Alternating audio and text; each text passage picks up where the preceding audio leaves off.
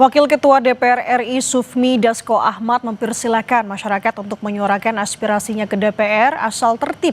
Dasko bilang apa yang disampaikan massa akan menjadi bahan introspeksi bagi DPR.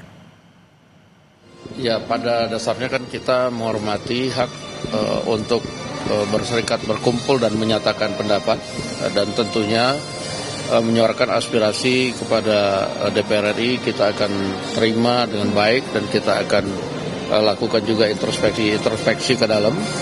Namun kami himbau kepada para yang masyarakat maupun adik-adik yang menunjukkan aspirasi ke DPR agar tertib dan melalui aturan yang berlaku.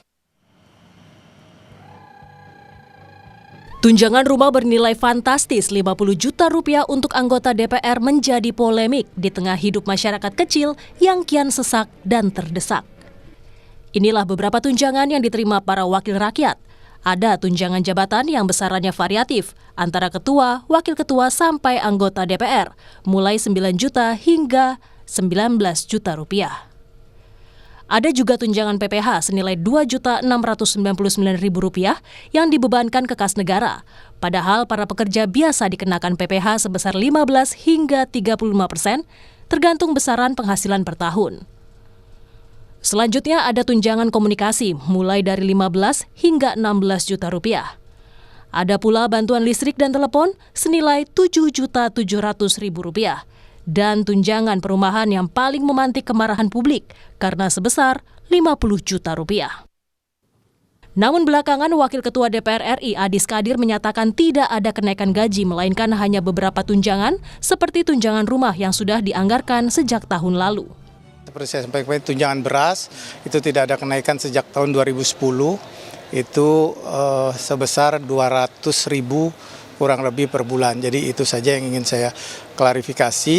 Jadi saya sampaikan tidak ada kenaikan gaji, yang ada memang hanya tunjangan perumahan yang sudah dianggarkan sejak tahun lalu, itu karena rumah dialihfungsikan oleh Sekretariat Negara. Melimpahnya pendapatan anggota DPR bak memperlebar jurang pemisah dengan potret masyarakat yang masih serba kekurangan.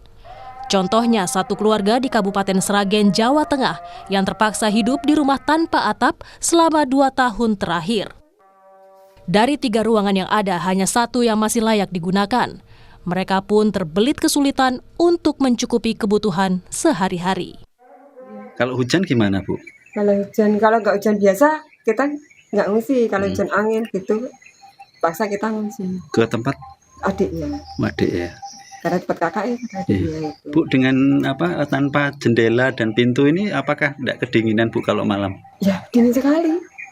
Ya mau nggak mau gimana lagi, paling Pak tutup berdingin saja, agak rapat saja. Untuk masak gimana, Bu? Ya dari kayu udah. Kadang kalau uang ya ada uang 50 buat apa? Ya udah masak. Kadang kita mau masak, ya udah masak situ. Apa adanya.